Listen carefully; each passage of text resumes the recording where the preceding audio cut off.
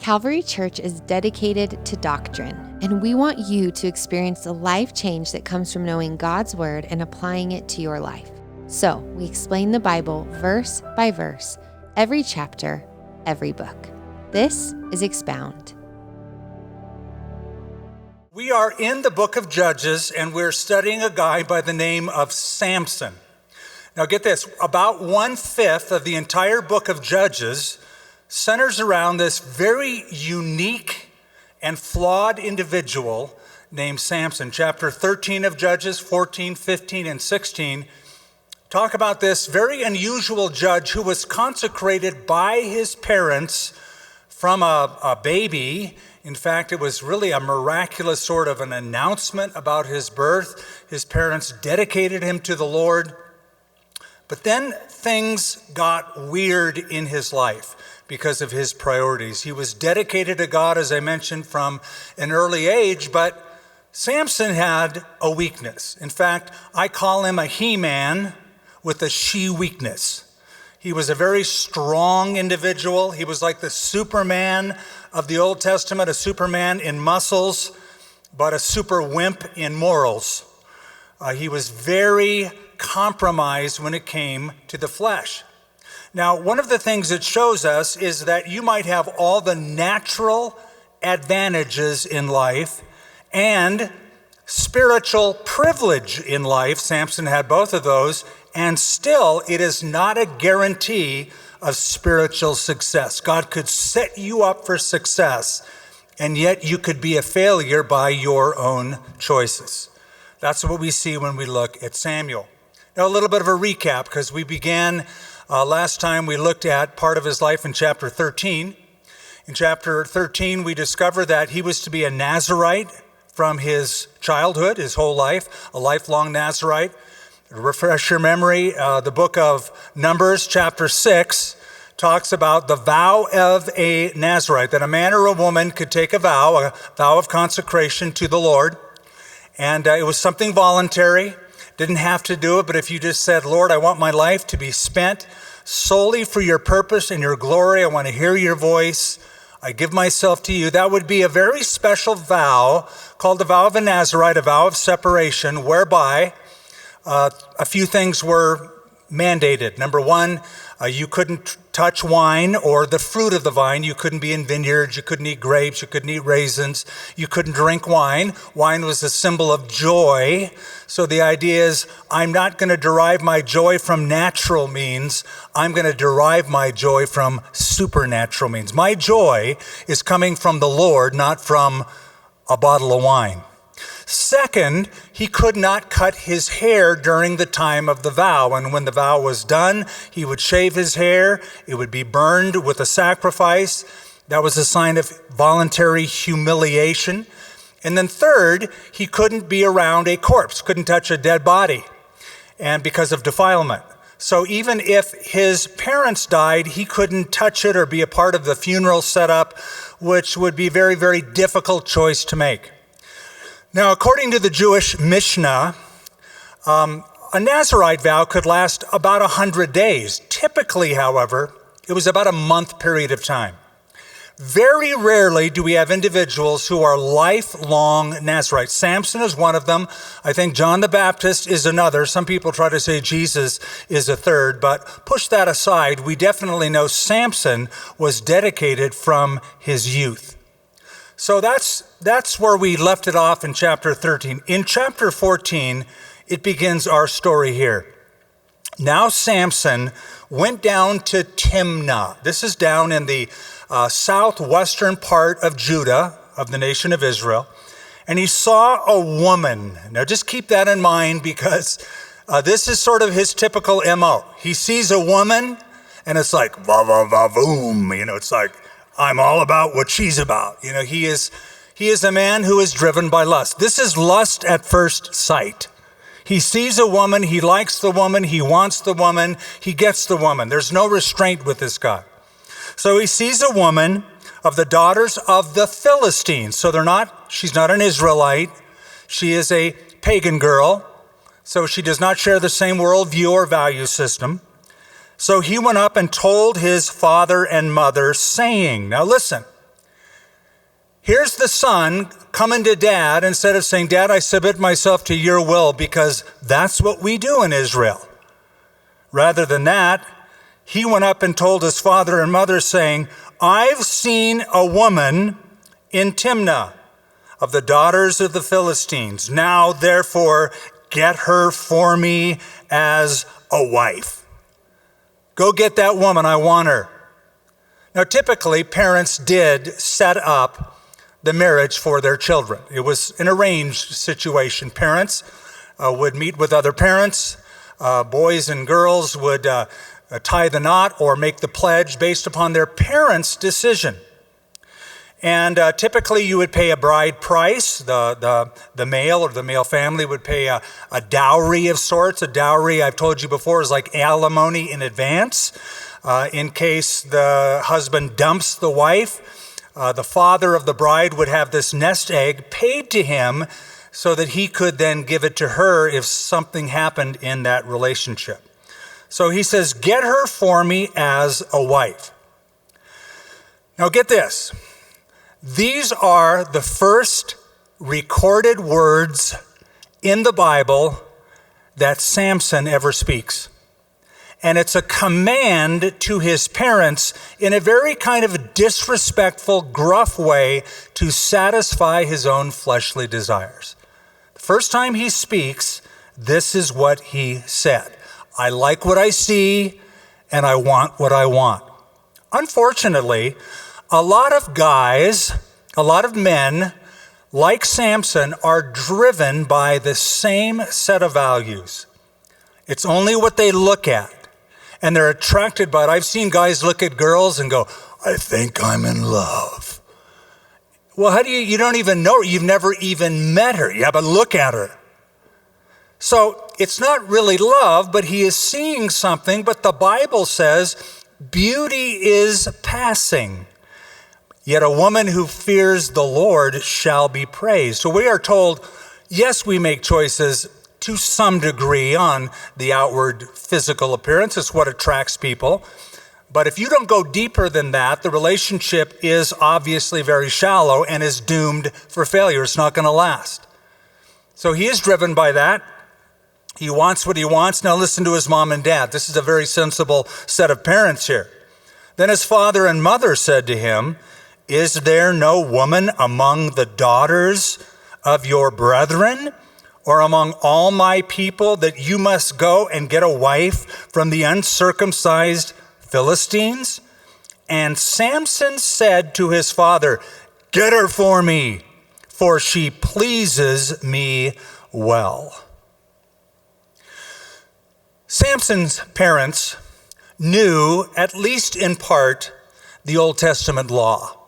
They would have naturally understood, at least in part, Deuteronomy chapter 7, where God said, when you get a husband or a wife for your children, make sure that they are children of the Lord, that they are from the people of God, that they are not pagan peoples, that you will not take them because they're going to draw your children's heart away from the Lord.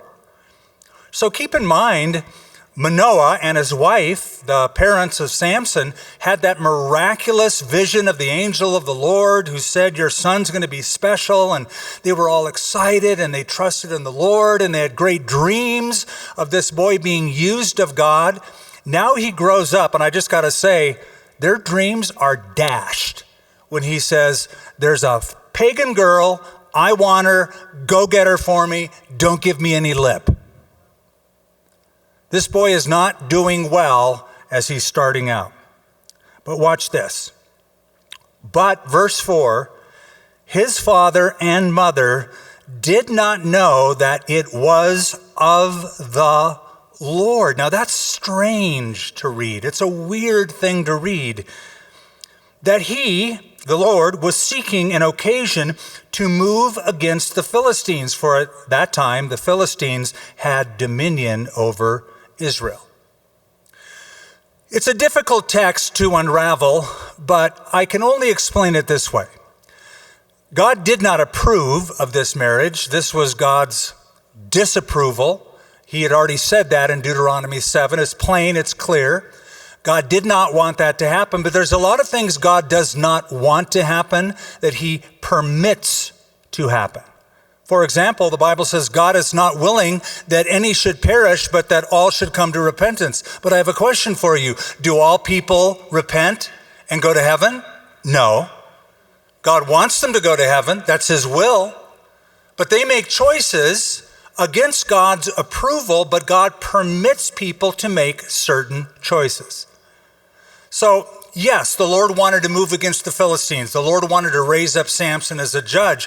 But Samson, driven by his lust, forces God to overrule Samson. Now, here's the principle. If you will not let God rule over you, God will overrule you. Now, the best thing to do is to let God rule over you. Do his bidding. Be his man. Be his woman. Be used of God. He'll use you in a very powerful way if you let him. But if you harden your heart, sin against God, God can still do what he wants in your life, but you're going to suffer ultimately as God overrules you to get something accomplished that he wants done. The Bible says even the wrath of man will praise the Lord. So this is God's sovereignty, this is God's providence, but this man, Samson, is not following God's heartbeat.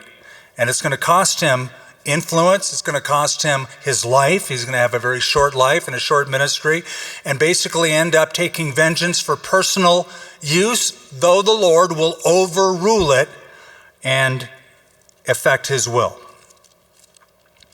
So Samson, verse 5, went down to Timnah with his father and mother and came to the vineyards of Timnah.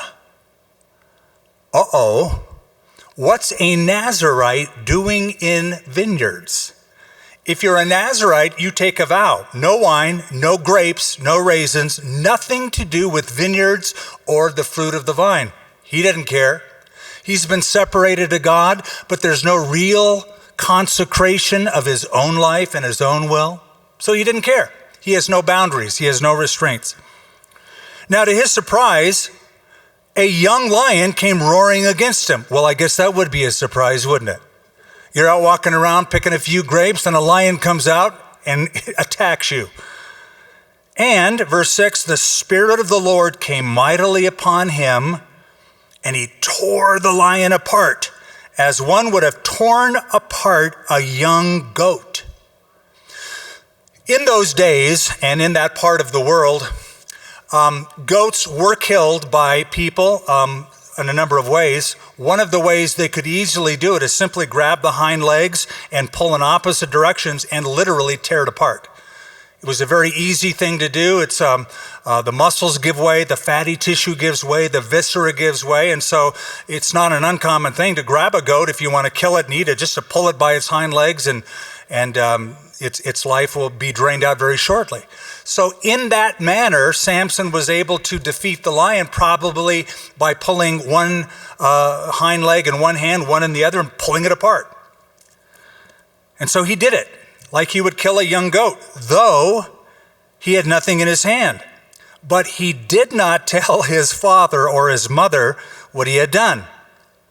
So they're probably out together. He's wandering in the vineyard. Maybe they're down the road a little bit. A lion comes, attacks him. He kills it. And then he meets up with mom and dad. I'm telling you this. If I kill a lion in a vineyard, first thing I'm going to do is tell my mom and dad, can you believe it?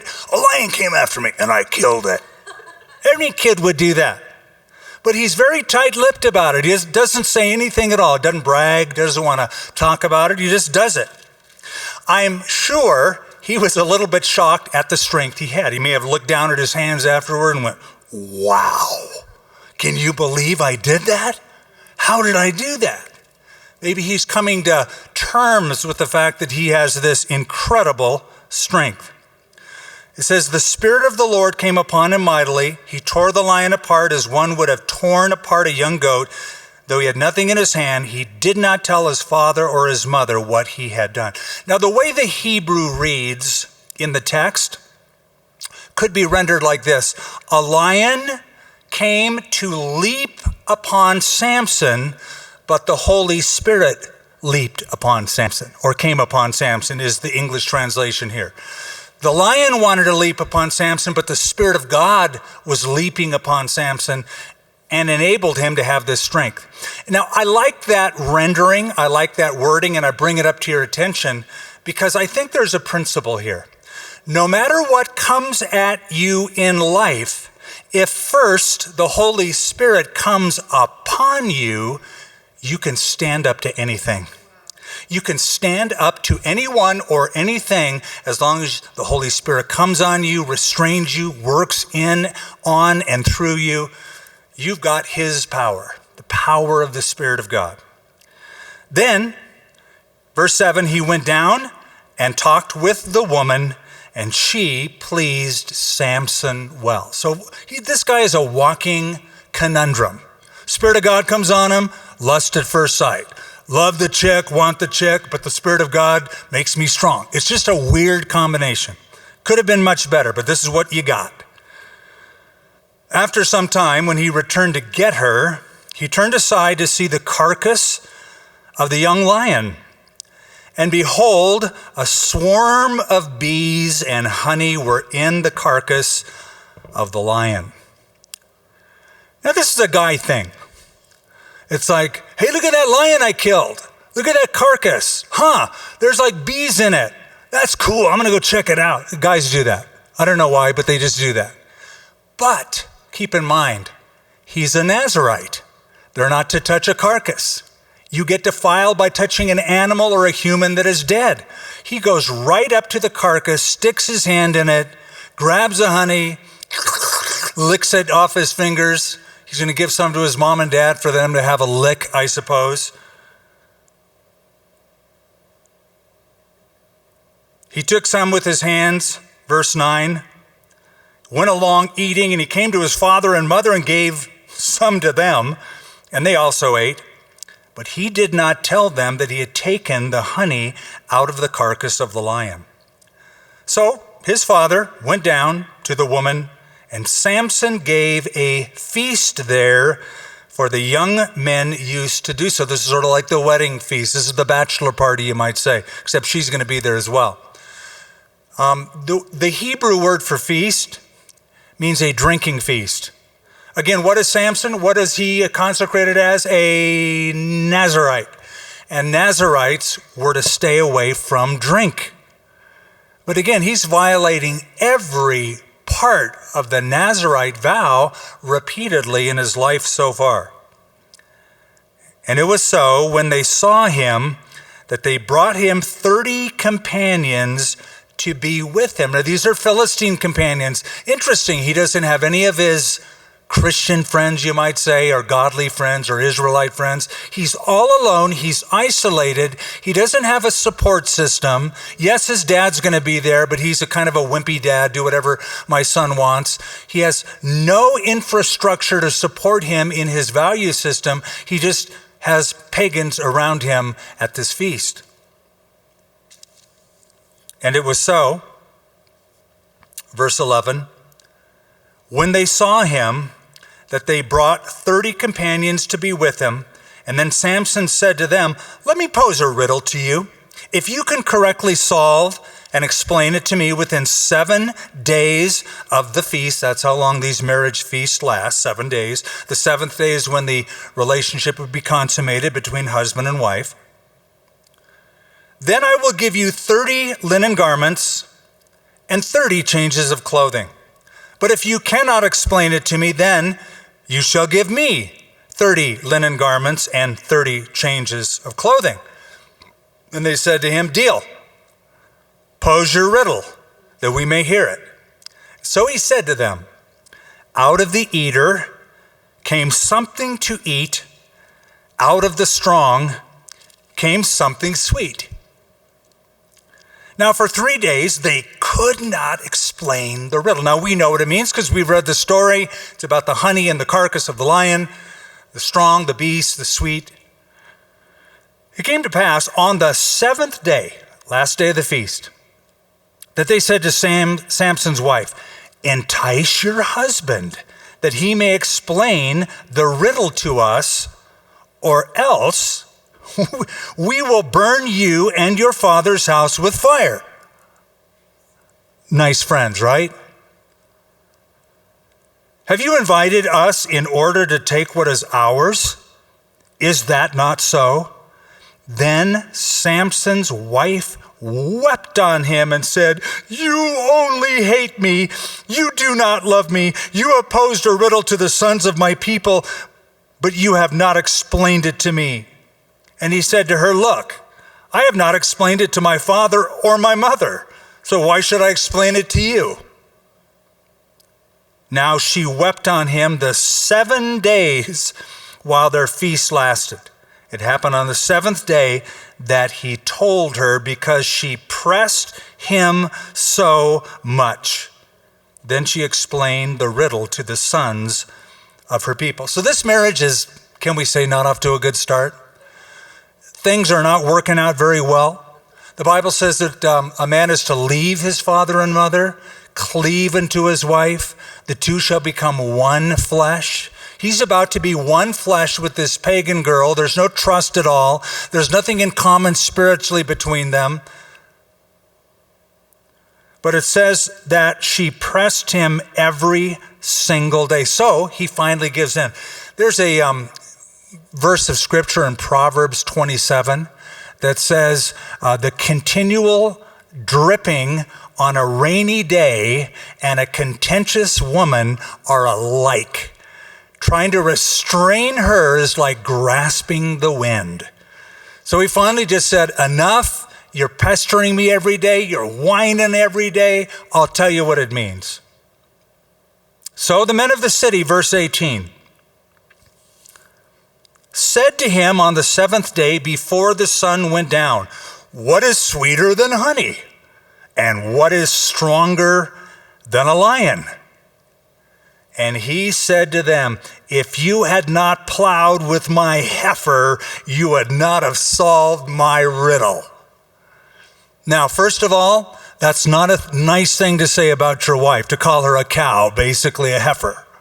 If you hadn't plowed with my heifer, that's obviously an agricultural term. You have taken my animal that pulls the plow, and you have taken liberty with that animal that pulls the plow, and you have gotten sort of ahead of the game with that. So using that analogy, if you wouldn't have plowed with my heifer or messed with my wife or intruded in this, you would not have solved my riddle.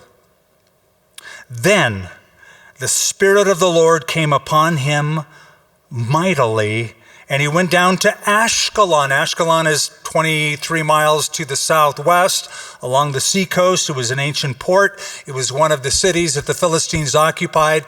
I told you before that there were 5 Philistine cities: Ashdod, Ashkelon, Gath, Gaza, and Ekron. Those are the 5 cities principally in that area that the Philistines had as a stronghold and controlled that whole region.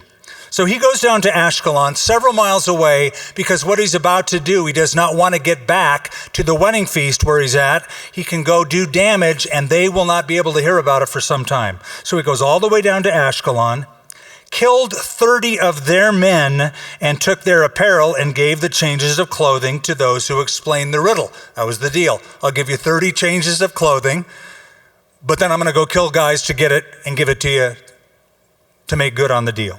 So his anger was aroused, and he went back up to his father's house. And Samson's wife was given to his companion who had been his best man. So Samson does not even stay around for the full 7 days, does not consummate the marriage with his wife. He's angry, he leaves.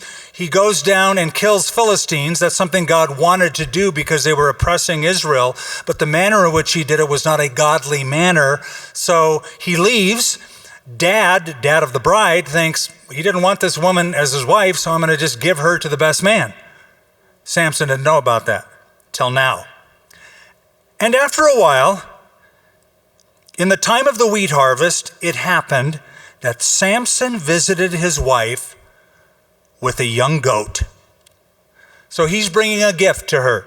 Now, most guys would give flowers or chocolate or, I don't know, a new iPhone or something, but oh no, not Samson. He's so romantic.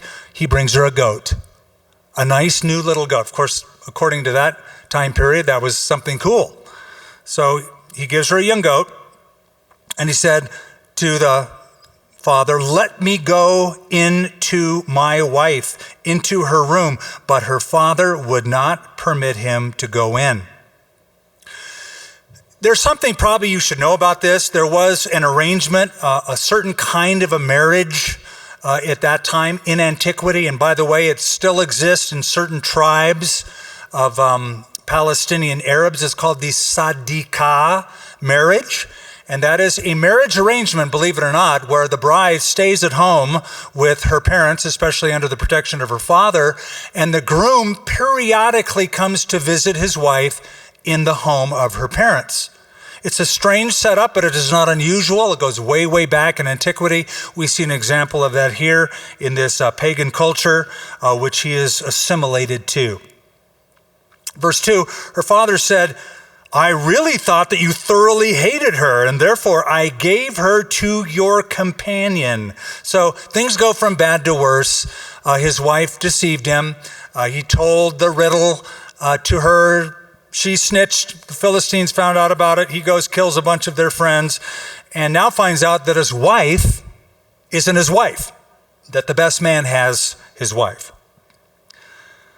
And so, listen to how wonderful this father is. Her father said, "I really thought that you thoroughly hated her. Therefore, I gave her to your companion. Is not her younger sister better than she is? Please take her instead. How would you like to be raised by that guy?" Here's dad, doesn't even care about his daughters and says, "Actually, my younger daughter's prettier than she is. You can have her." I would not want to be either one of those two young ladies in that home. And Samson said to them, "This time I shall be blameless regarding the Philistines if I harm them." In other words, all the brakes are off, no holds barred. Whatever I do, I am justified in doing because of this, the way you've treated me. Then Samson went and caught 300 foxes, literally jackals, took torches, turned the fox tail to tail, put the torch between each pair of the tails, and when he set the torches on fire, he let the foxes go into the standing grain of the Philistines and burned up both the shocks and the standing grain, as well as the vineyards and the olive groves. So 3 principal agricultural crops of which the Philistines were known for. It was their staple. It was their economy was ruined by doing this. Samson, yes, the Spirit of God is coming upon him. Yes, God is overruling him, but all of this is driven by a selfish sense of revenge. He's not doing this because God tells him to do it. He's not doing this for the glory of God. This is all out of personal vengeance. There are people who are driven by anger, and they justify their anger because the way people treat them. And sometimes Christians do that, and they'll even say, "Well, I have a godly reason to be angry." And sometimes we do. But the Bible says we're to be angry and sin not. There's a way to vent and express anger without letting it turn to sinful wrath, like what we see here. And by the way, the book of James tells us that the wrath of man, or the anger of man, does not work the righteousness of God. Yes, God is overruling him, but it's much better if God rules over you, including your emotional temperament. Then the Philistines said, "Who has done this?" And they answered, "Samson, the son-in-law of the Timnite, because he has taken his wife and given her to his companion." So the Philistines came up and burned her and her father with fire. Remember, they threatened to do that at the feast. Now they followed through with it because their vineyards, their olive groves were touched. And Samson said to them, "Since you would do a thing like this, I will surely take revenge on you, and after that I will cease." So he attacked them hip and thigh with a great slaughter. And then he went down and dwelt in the cleft of the rock of Etam. Now the Philistines went up, encamped in Judah, and deployed themselves against Lehi. And the men of Judah said, "Why have you come up against us?" So they answered, "We have come up to arrest Samson, to do to him as he has done to us." Then, get this, 3,000 men of Judah, these are Israelites now, these are God's people, 3,000 men of Judah went down to the cleft of the rock of Etam and said to Samson, "Do you not know that the Philistines rule over us? What is this that you have done?" And he said to them, "As they did to me, so I have done to them." And they said to him, "We have come down to arrest you, that we may deliver you into the hand of the Philistines." And Samson said to them, "Swear to me that you will not kill me yourselves." So they spoke to him and they said, "No, but we will tie you securely and deliver you into their hand, but we will surely not kill you." And they bound him with 2 new ropes and brought him up from the rock. Interesting, this is the first time that we read that the people of Judah, or the people of Israel, God's people, got an army together for any kind of military purpose during this time of the judgeship of Samson. They're not doing it at all until now. And they're not raising up an army to attack the enemy. They're raising up an army to attack one of their own. Which reminds me sometimes of the church. Not our church, but the church of Jesus Christ often attacks its own rather than fighting the real enemy, the devil and his minions and the worldly value system. We want to attack our own. We want to be snarky with our own. We want to hurt people who are brothers and sisters in Christ. And it shows a level of compromise and worldliness. Now, understand something. The children of Israel were under the dominion of the Philistines. And what's interesting to me is they seem to prefer that. They prefer a peaceful coexistence with their enemy ruling over them, and they're allowing themselves a level of slavery rather than freedom. And I think that can happen in any country, and I think that circumstances right now in our world are kind of pushing, in some cases, the church to that. We prefer slavery. Yeah, tell us what to do. We'll let you rule over us. We'll tell you what you can do with our church. Rather than saying, you know what, no, we're going to serve the Lord here. We're going to do what he wants us to do. But the children of Judah were peacefully coexisting with the Philistines, taking away their freedom and pushing them into bondage, into slavery.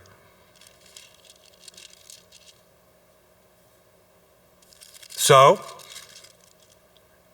in chapter 15, verse 14, when he came to Lehi, now by the way, he tells him, look, don't kill me yourself.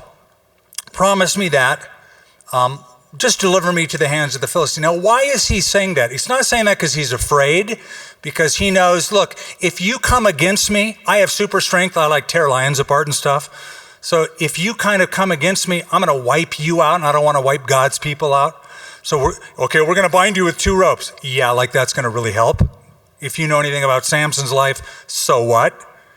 So really, it was for their benefit, not for his benefit. So they go through with it.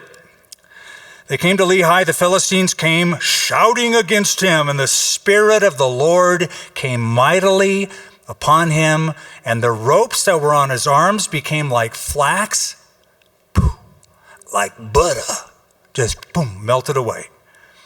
Like flax that is burned with fire, and his bonds broke loose from his hands. He found a fresh jawbone of a donkey. The Bible says God has chosen the foolish things of this world to confound the wise, the weak things of this world to put to shame the things that are mighty. A jawbone of a donkey. Very, very crude instrument that became a weapon of mass destruction under the power of the Spirit of God in this man. Now, however, he is a Nazirite. I keep saying that. He's not to touch fresh jawbones of donkeys, last time I checked. That's like, check, No jawbone of a donkey, check. No carcass, check. No wine, check. He's doing all the things wrong. Interesting that the author stipulates that it is a fresh jawbone of a donkey because that would be able to be used. A dried one would be brittle and would break apart. So they want you to know it was fresh. Reached out his hand, and with it he took and killed 1,000 men with it. And Samson said, with the jawbone of a donkey, heaps upon heaps, with the jawbone of a donkey, I have slain 1,000 men. And so it was, when he had finished speaking, that he threw the jawbone from his hand. It's a good plan. Get rid of it after you're done. And he called the name of that place Ramoth Lehi, which means hill of the jawbone, or better yet, more literally, Jawbone Heights. So you might look for a home in Jawbone Heights. It's a nice neighborhood, I hear.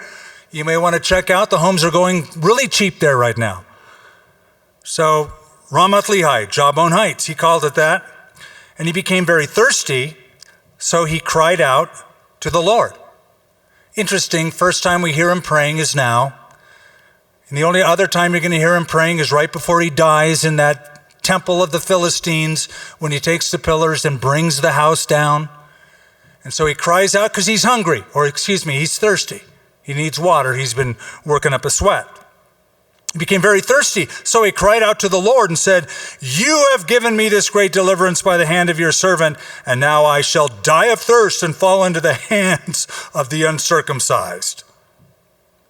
So God split the hollow place that is in Lehi, and water came out, and he drank, and his spirit revived, or returned. He revived. Therefore, he called its name En-Hakor, which is in Lehi to this day. En-Hakor means the spring of the caller, or it means the gushing forth of the one who cries out. That's the idea of it. It's named after what happened there.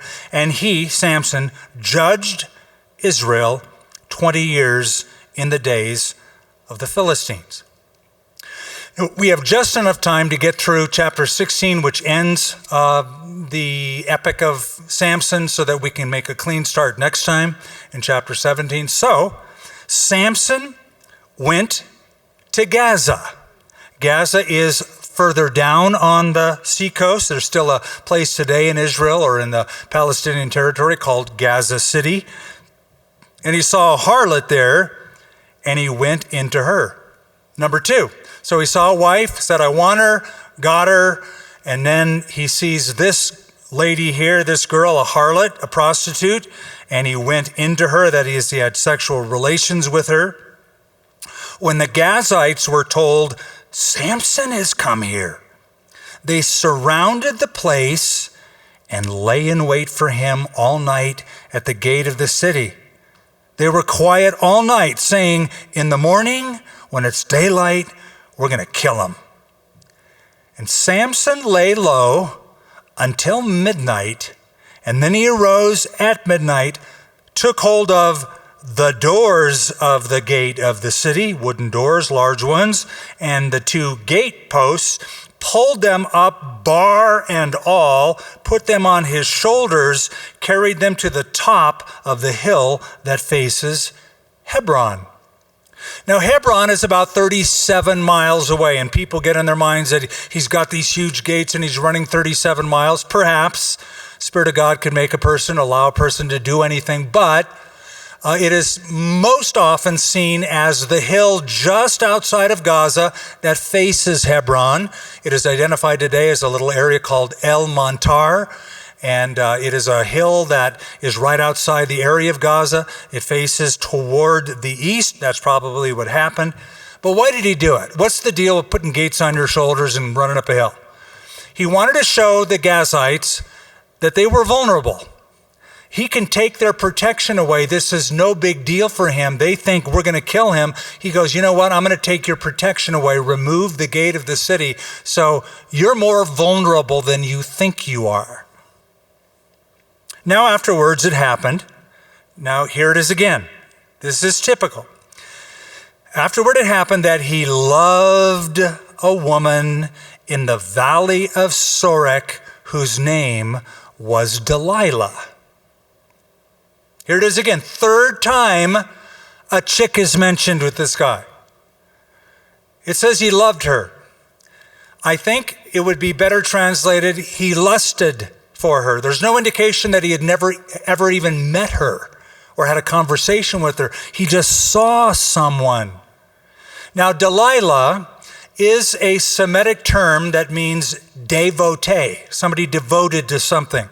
And because her name means devotee, it is thought that she was a temple prostitute for the temple of Dagon, for the pagan worship of the Philistines. So said he loved her in the valley of Sorek. Her name was Delilah. And the lords of the Philistines came to her and said to her, entice him and find out where his great strength lies and by what means we may overpower him, that we may bind him, to afflict him, and every one of us will give you 1,100 pieces of silver. Something to make a note of. Third time Samson is drawn in by a beautiful girl. Satan knows exactly how to bait the hook in your life. He knows what you're vulnerable to, what you're impressionable with. And so what he does is he uses things to entice you. In the book of James, it says, each man is tempted when he is drawn away by his own lust and enticed. The word enticed in Greek means to bait a hook. So you take a worm or you take bait and you put it on the hook, and what are you doing? You are concealing the sharpest point of the hook. So the little fishy goes, wow, you're so kind. You've provided a wonderful meal for me today. Thank you for this worm. But the hook is concealed. So Bathsheba was that for David. David saw a beautiful girl named Bathsheba. She was the bait, but underneath was the hook. Once he bit of that, he would bring misery to his family. He would ruin relationships with his children. A couple of them would die. There would be a plague on the land. There would be destruction in his own household. That's what Satan does. He hides the hook, and he makes the bait really attractive. And he knows exactly in your life where you are weak and exactly what bait to use. Does that with him. So they come up, the Philistines come up with a plan. So verse 6, Delilah said to Samson, please tell me where your great strength lies. I'm going to kind of be have a little affect with her, because I'm sure she's just pouring it on, being really sweet and really sensual with her, and says, please tell me where your great strength lies, and with what you may be bound to afflict you. She's coming right out and saying, we want to tie you up and hurt you. And Samson said to her, if they bind me with 7 fresh bowstrings, not yet dried, then I shall become weak like any other man. A bowstring was a piece of gut or viscera from an animal that was pulled, dried, and that's what they used to put on their bows. Here's what Samson is doing. He's toying with it. He's playing with it. He's allowing the temptation each time to get closer and closer and closer. Instead of just saying, get out of here, woman, you're not going to do that. I see what's happening. He didn't close the door. He keeps it open. So, you give your life to Christ. You are a partier. Your friends call you up and they go, hey, we got a keg, man. We're having a party tonight. COVID's over now. Let's say that happens. Come on over to our house. And you go, no, I'm kind of tired. I've had a long day and I just want to stay at home. You know what's going to happen?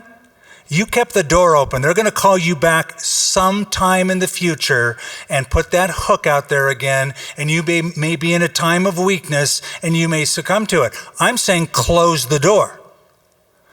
Tell them this. No, you know what? I've given my life to Jesus Christ. I love him, and I've decided to fully live for him, and I don't even want to do that anymore. I guarantee you, if you put it like that, they're not going to call you back. You close the door. He is keeping the door wide open. He's basically saying, I'm going to sail so close to the lake of fire, I'm going to let the sails of my boat get singed. So he's going to sail very, very close. So verse 8, the lords of the Philistines brought up to her 7 fresh bowstrings, not yet dried, and she bound him with them. Now there were men lying in wait, staying with her in the room, and she said to them, the Philistines are upon you, Samson. But he broke the bowstrings as a strand of yarn breaks when it touches the fire. So the secret of his strength was not yet known. Now this keeps going, and they keep going through this cat and mouse game. I'm going to take you down to verse 15. She says it again, tell me where your great strength lies. You've mocked me all these times, etc. You're not telling me the truth.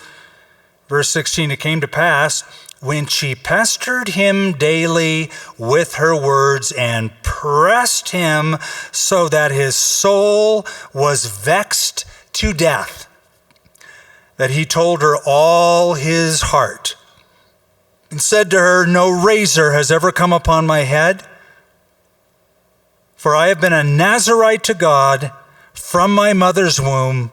If I am shaven, then my strength will leave me, and I shall become weak like any other man. Again, let me remind you, the secret of his strength did not lie in his long hair. The secret of his strength lay in his covenant that he made with God, whereby the Spirit of God came upon him and empowered him. When he cut his hair, he was cutting off, he was getting rid of the public testimony of the covenant he made with God. And because of that, he's going to lose power and lose effectiveness and lose strength. But it's not the hair, it's in the covenant. But he spills his heart, he spills his guts. And this shows you something. It shows you the power of the flesh to destroy good judgment. There's some people that have good, clear thinking and good judgment, but sin makes people stupid. It clouds the judgment. And I've seen typically smart, erudite, clear thinking people get so muddled when it comes to being tempted that the flesh destroys their ability to make wise judgments. And so, let me just play with the fire. It looks so nice and feels so warm. And pretty soon it's out of control and it has burned your house down. I've told you this example before, and I've even used, we have an acoustic piano back of our platform. If you open the lid of an acoustic piano and you push the right pedal down at the bottom, the sustain pedal, which means the little felt is off the strings, then when you strike a note, it just keeps playing. It sustains. So if you do that, if you push the pedal down, open the lid, and you sing a note into the piano will sing it back to you. Whatever note you're singing, at least one or more of the strings will catch that note and start vibrating, and you'll hear it sung back to you. That's how temptation works. Satan comes and calls out to you, sings out to you, and you start vibrating. It feels good. I hear that. I like that. So what do? The only thing to do with the piano is close the lid and walk away. When it comes to temptation, close the door and walk away. But Satan keeps knocking at my front door. Let Jesus answer it. Don't you get it? Leave it alone. Close the lid. Close the door.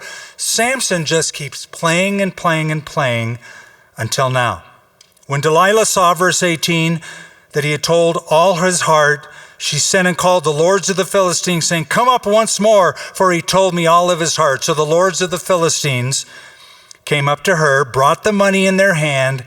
She lulled him to sleep on her knees and called for a man that had him shave off the locks of his head.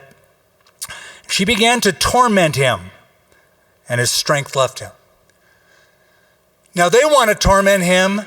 She begins the torment. She herself, this girlfriend, starts tormenting, mocking him. Then she said, verse 20, the Philistines are upon you, Samson. So he awoke from his sleep and he said, I will go out as before, as at other times, and shake myself free. But he did not know that the Lord had departed from him. He was under the delusion that he could just do what he wanted to. One day I'll shake this, but I can kind of do whatever. I've always done it. I know how to do this. God wasn't with them at that time. The Philistines took him, verse 21, put out his eyes, brought him down to Gaza, bound him with bronze fetters, and he became a grinder in the prison. That's the job of a slave. Now that's what sin does. First, sin blinds you. You don't see the whole picture. You lose your ability to make good, solid, clear choices. It blinds you. Second, sin binds you. It makes you captive. I can quit anytime I want to. You're blind and you're bound by the affliction. Third, sin grinds you. And that's Samson's state. Binding, blinding, grinding. People even talk about life. Life's such a grind. Life can grind you down to powder because you let sin in and you compromise and you're blind to it. Then you're bound by it. And then life becomes drudgery, becomes a grind. However, verse 22, the hair of his head began to grow again after it had been shaven. Now the lords of the Philistines gathered together to offer a great sacrifice to Dagon their god and to rejoice.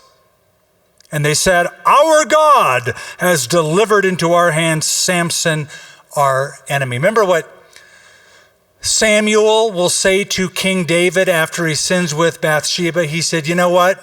God will forgive you, but you have enabled the enemies of the Lord to blaspheme because of your sin. That's what's happening here. They're saying, our false gods who don't exist gave us the victory over God's man. And they mocked him.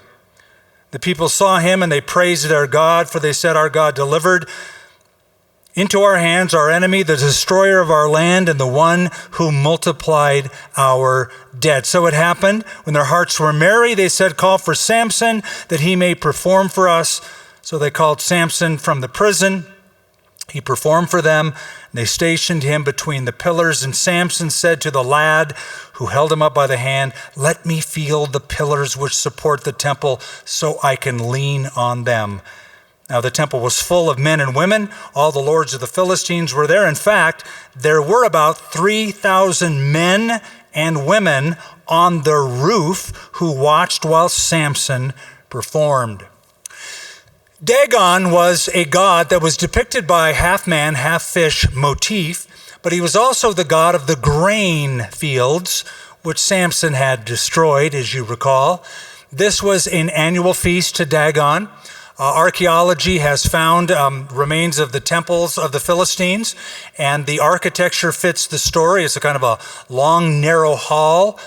2 pillars on the inside, stone bases, wood on top that supported the entire upper level, the roof. It wouldn't be up to code today, guaranteed. You have a lot of people on top. It's a recipe for failure, which happened. Dagon, the statue, would be between or right in the middle of the room. Samson, who's blind, asked to be taken to those 2 pillars. And then Samson called to the Lord, saying, here's his final prayer. O Lord God, remember me, I pray, strengthen me, I pray, just this once, O God, that I may with one blow take vengeance on the Philistines for my 2 eyes. Lord, just one more time, answer my prayer. Just fill me with strength one more time that I can kill these guys and take out vengeance on them. And Samson took hold of the 2 middle pillars which supported the temple. He braced himself against them, one on his right, the other on his left. And Samson said, let me die with the Philistines. And he pushed with all of his might, and the temple fell on the lords and all the people who were in it. So the dead that he killed at his death were more than he killed in his life.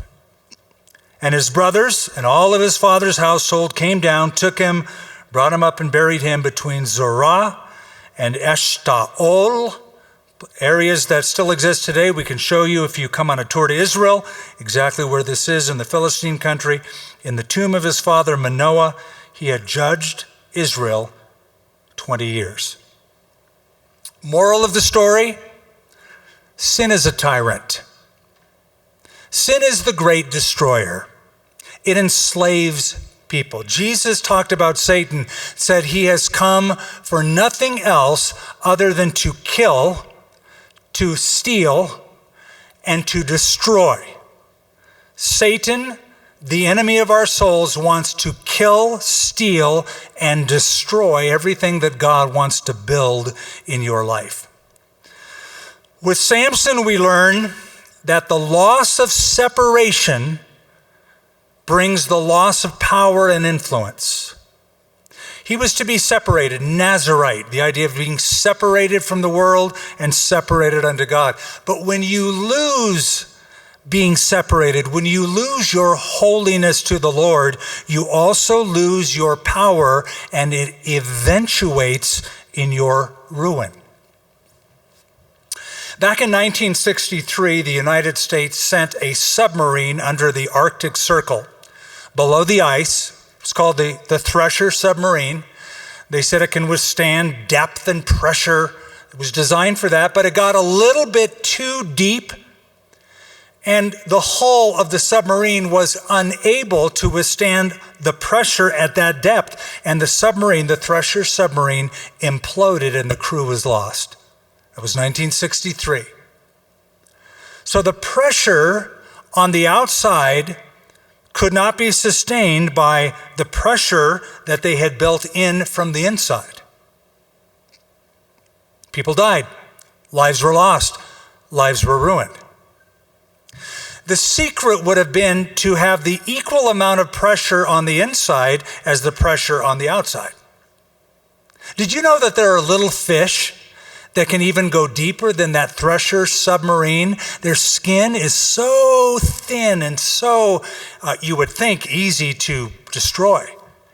And yet it can go deeper because it's designed by God to have pressure on the inside that gives them power to sustain the pressure coming from the outside. Only when the Holy Spirit of God fills your life, sustains your life, empowers your life, gives you the adequate pressure from within, can you withstand the pressure of this world. Samson did not submit to the Spirit of God. Yes, the Spirit of God came upon him, but he could have been so much more. Father, as we close tonight, we think of our own lives, and we think of what you want to do in us and through us. You have us alive for such a time as this in this world, to be your instruments for your glory. You said we are to submit ourselves to you, surrender our bodies as living sacrifice, holy and acceptable, which is our reasonable service.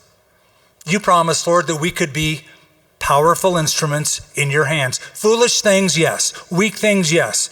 Empowered by God nonetheless. We pray, Father, that your Spirit would so control us, enable us, that the pressures on the outside would not cause us to implode in our own lives, that we would be strong by your Spirit for your glory. And I pray for anybody who's a part of this cast, this telecast, broadcast, radio cast, netcast, whatever it is, who doesn't personally know you or needs to recommit their lives to you, that they would turn to you and become an instrument of the living God in this world. It could be that you've strayed away from God, you followed your own path, you've been taken down by the lust of your own flesh, some form of addiction, some relationship that has been unhealthy and ungodly. You've lost power, you've lost presence, you've lost influence. I want you to know you can stop doing what you're doing, and not wait till it's too late and have kind of one flash of glory like Samson. But your whole life can be used for his glory. But you need to stop and turn to him. And if you want to do that, if you've never done that, or if you need to come back to him, you just say this to him: Lord, here I am, take me. I turn my life over to you, or I come back to you. Fill me with your Spirit, use me, empower me. I believe Jesus died for me. I believe he rose from the dead, and I turn from my sin. I turn from my own personal glory. I turn from following my way, and I turn to follow your way. Fill me with your Spirit. Empower me by your Spirit. Let me know the presence of the Spirit of God within me to withstand the pressure that is outside me. In Jesus' name I pray. Amen. Listen, if you made some kind of a commitment to God, first time, second time, whatever it is, if you did that, text the word SAVED, S-A-V-E-D, to this phone number, 505-509-5433. Somebody will make contact with you. Or if you're on our website, calvarynm.church, just click on that little button that says Know God. Know God. And you'll be, again, contacted. Somebody's waiting for you to make contact with you and to pray with you. God bless you.